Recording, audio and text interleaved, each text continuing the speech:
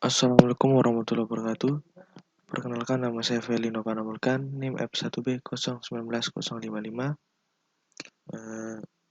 kelompok 7 dari Praktikum Algoritma dan Pemrograman Universitas Mataram 2020. Di sini saya akan menjelaskan modul pertama, yaitu dasar-dasar pengetahuan pemrograman. Kita langsung saja. Tujuan kita untuk belajar ini, pengetahuan dasar itu yaitu untuk mengetahui dasar-dasar penulisan pemrograman, memahami struktur bahasa,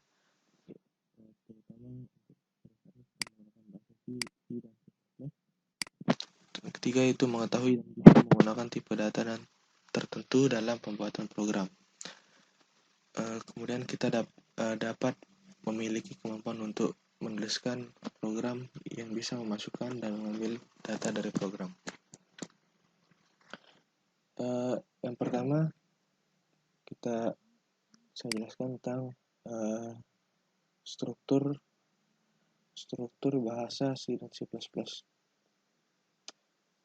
Pertama yaitu struktur bahasa ini dibagi menjadi dua, ada bagian-bagian deklarasi dan definisi, dan program utama. Yang pertama adalah preprocessor directed, itu kompilasi bercabang. Nanti kita akan bahas pada C++ tingkat lanjut.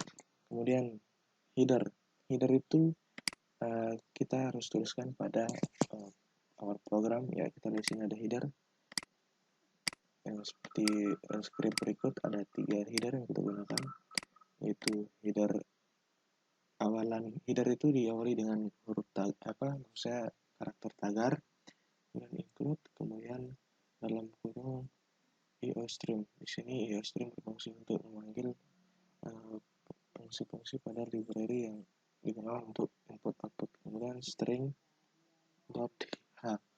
digunakan khusus untuk header string. Kemudian mat.h digunakan untuk operasi perhitungan matematika. Kemudian ada pendeklarasian tipe data.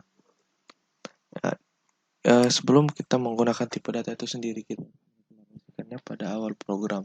Ya, kita lihat di sini, ini adalah pendeklarasian tipe data. Kemudian selanjutnya ada komentar. Ini adalah komentar.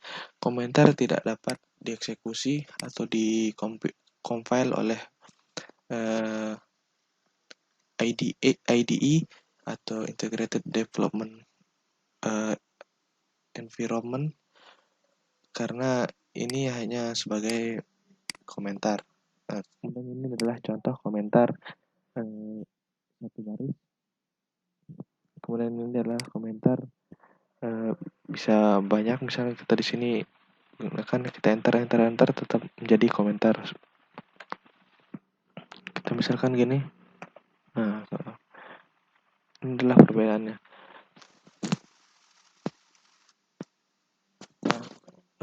Perbedaannya itu kalau komentar satu baris menggunakan garis miring 2, kalau komentar yang banyak baris itu menggunakan garis miring bintang dan ditutup dengan bintang kemudian garis miring. Kemudian selanjutnya yaitu itu program utama. Ya, di sini kita lihat program utama. Jadi pada program itu, pada penulisan C dan C++ itu dibagi menjadi program utama dan program selain program utama. Program utama ini adalah kunci dari sebuah pemrograman. Misalkan di sini kita membuat fungsi selain program utama. Misalkan di sini void contoh.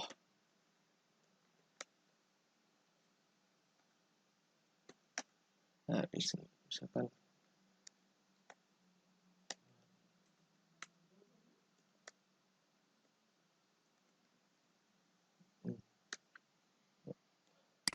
kita lihat di sini perbedaannya itu biasanya kalau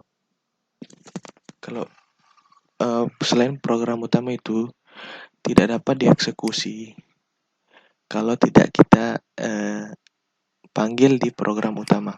Jadi program utama ini adalah tempat seluruh pemanggilan program-program atau fungsi-fungsi selain di program utama. Jadi intinya itu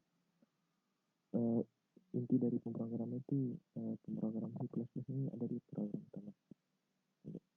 Kemudian kalau kita nggak panggil fungsi ini di program utama, maka ini nggak akan berfungsi atau tidak dapat dipanggil. Itu.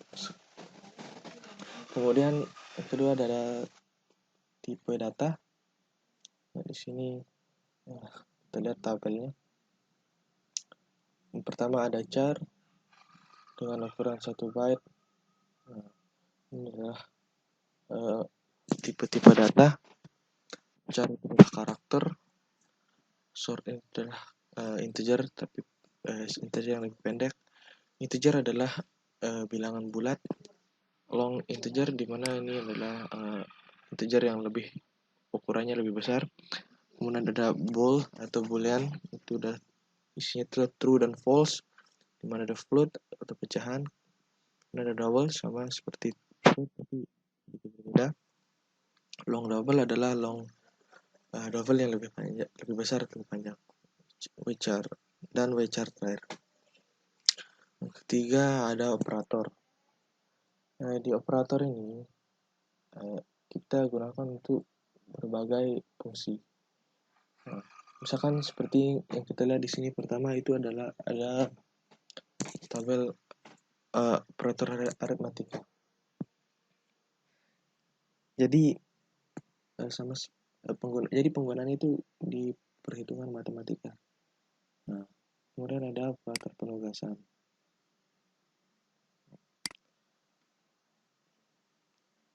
Penugasan ini ya nanti saya akan jelaskan sambil di program. Kemudian adalah operator penurunan dan penaikan atau increment dan decrement. Kemudian ada bitwise dan operator kondisi. Kemudian saja kita ke studi kasus. Di sini ada studi kasus. Ya, kita disuruh membuat sebuah program di mana nama dan name seluruh anggota kelompok diinput secara dinamis. Diinput secara dinamis itu maksudnya berarti kita dituntut untuk membuat program di mana user dapat menginputkan sebuah inputan kemudian ditampilkan di komputer si user. Kemudian di sini ada soal perbandingan atau operasi matematika di mana program udah saya buat di sini. Kita lihat saja flowchart-nya dulu. Di mana program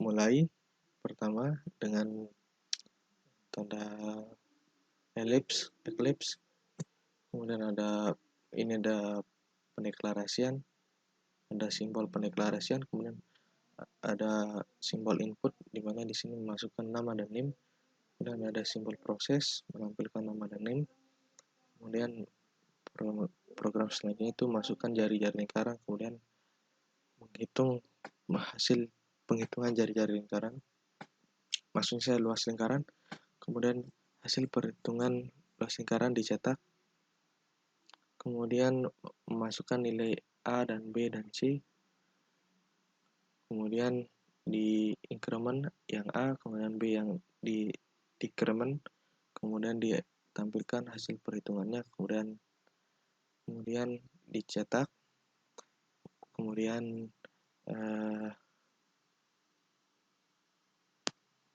sini kita lihat ada perbandingan di mana luas sama dengan Y. Jika luas sama dengan Y, maka luas sama besar dengan Y. Jika tidak, maka dia akan mencari kondisi yang lain.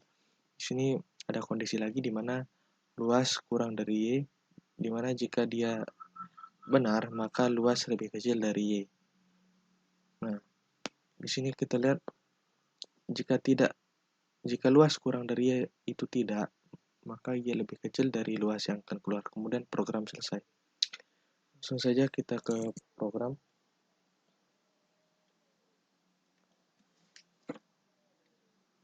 Seperti yang saya bilang tadi, awal program C++ itu terdapat header, kemudian ada using namespace std. Di sini saya gunakan C++, jadi kita wajib menggunakan using namespace std. Kemudian kita langsung menggunakan program utama atau fungsi utama, di mana ditandai dengan integer, atau maksud saya ada main, di mana bertipe integer. Program utamanya bertipe integer. Di sini kita lihat ada komentar di mana terdapat di bawahnya dulu pendeklarasian tipe data dan variabelnya. Di sini saya menggunakan string. Kemudian untuk tipe datanya ya. Kemudian untuk variabelnya ada nama 1, nama 2, nama 3, nama 4, dan nama 5. Kemudian seterusnya. Dan di bawahnya ada string untuk untuk menyimpan variabel yang menyimpan name dari setiap anggota kelompok. Kemudian const float p sama dengan 3,14. Di sini maksudnya const float itu berarti nilai float v itu sama dengan tetap bernilai 3,14. Kemudian ada integer rabc berarti bertipe bilangan bulat. Kemudian ada float luas, y, dan perbandingan. Kemudian kita langsung saja. Ya, kita lihat di sini, saya jelaskan dulu. Di sini ada cout dan cin. Cout untuk menampilkan ke layar, dan cin untuk menginputkan ke program. Mari kita running saja. Kita tekan F11 atau saya gunakan yang di monitor saja. Kita compile dan run.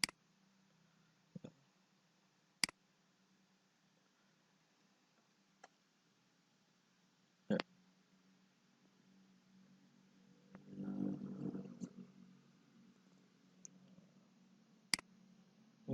Di sini dapat kita lihat, misalkan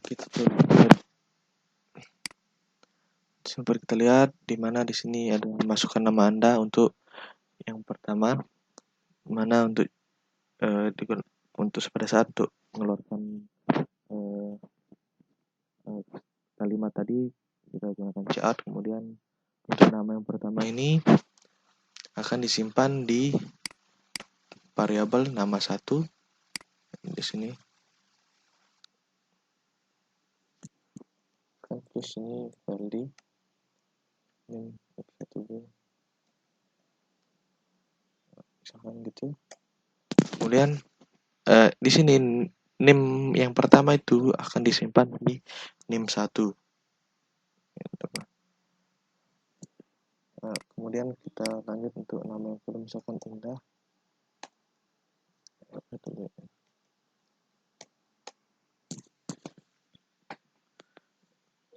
Indah itu disimpan di nama 2, name-nya itu disimpan di name 2. Kemudian di sini misalkan Asrul, tulis saja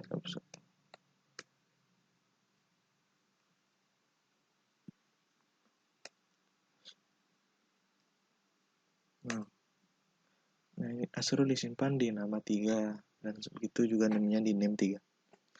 Di sini Alfan. Kita lihat di sini.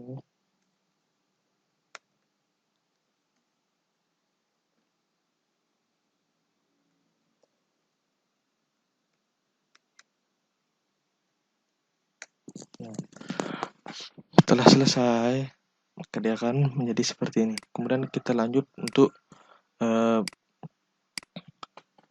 program selanjutnya itu menghitung luas lingkaran. Sini kita lihat kita diperintahkan untuk masukkan jari-jari,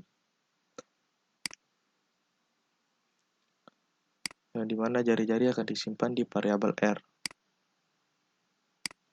Misalkan kita tulis 7,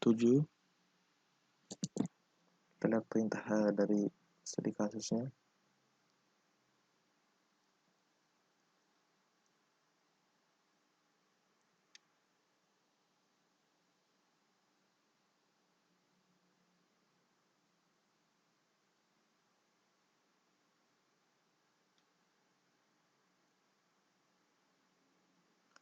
Nah, di sini jari-jarinya sama dengan nomor kelompok. Nah, hasilnya itu 153,86. Karena di sini dia akan diproses, di mana di sini ada proses matematika. Di sini ada variabel luas sama dengan pi. Tadi di mana pi itu udah sama dengan 3,14 dikali R dikali R. Berarti 3,14 kali R kali 3,14 kali 7 kali 7. Dan dapat menghasilkan hasil yaitu 153,86. Kemudian kedua itu kita ada program increment dan decrement, di mana nilai A itu ada akhiran NIM kita, misalnya di sini 55. Kemudian nilai B itu adalah nilai kelompok, nomor kelompok. Nah, apa nih nomor yang C? Nah, berarti tahun masuk saya angkatan 19. Berarti ya, ini adalah hasil running programnya. Di sini setelah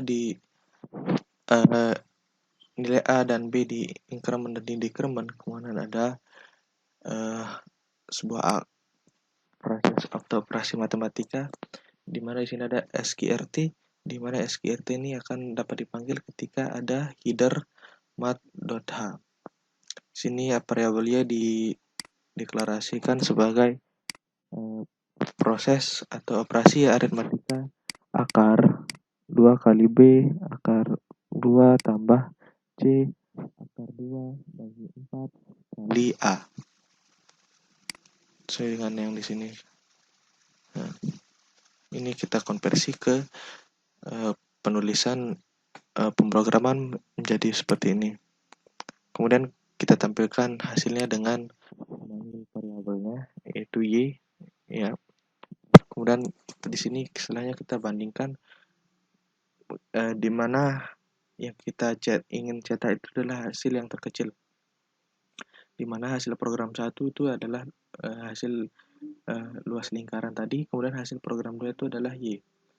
Kemudian perbandingannya, kemudian di bawahnya ada variabel perbandingan, di mana di sini akan membandingkan mana yang paling terkecil, luas kurang dari Y, apakah luas kurang dari Y atau luas Y, itu.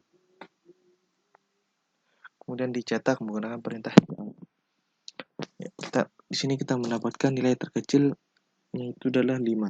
Ya, kita lihat saja. Jadi kesimpulannya untuk melanjutkan bahasa pemrogram, maksudnya ilmu pemrograman dasarnya, kita harus dapat menguasai penulisan program secara dasar, mengetahui tipe-tipe data, mengetahui bahasa yang kita gunakan, dan mengetahui operasi yang ada pada bahasa itu sendiri. Bahasa, misalkan di sini kita melakukan bahasa C++, berarti kita harus menguasai apa itu operatornya, bagaimana penulisannya, karena setiap bahasa pemrograman itu memiliki penulisan sendiri, cara-caranya. Di sini ada strukturnya gimana, perintah-perintahnya gimana. Yes. Ya, kita lihat di sini ada sumber-sumber dari laporan. Mungkin hanya itu yang bisa saya sampaikan. Terima kasih. Wassalamualaikum warahmatullahi wabarakatuh.